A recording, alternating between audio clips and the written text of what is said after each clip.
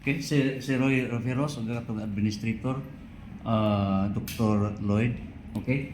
I would like to emphasize nga ang atong ahong pag-post nako is not for the purpose of humiliating a person, but my purpose is to inform the public in clarification na do not tay existing ordinance sa sangguniang bayan on solid waste management.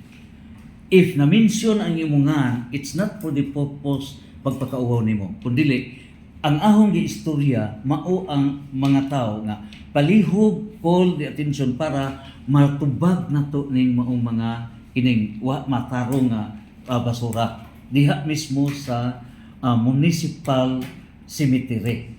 So, ang atong solusyon karon kay aksyonan naman budgetan na ni tanan para masulbad nato nga mahinlo na ang atong municipal cemetery.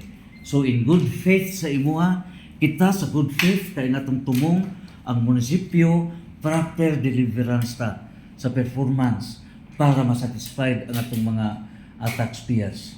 So in good faith, kung doon natin misunderstanding, sorry, pero ang atong purpose is good faith nga action agad nga naa nay solusyon sa problema sa cemetery.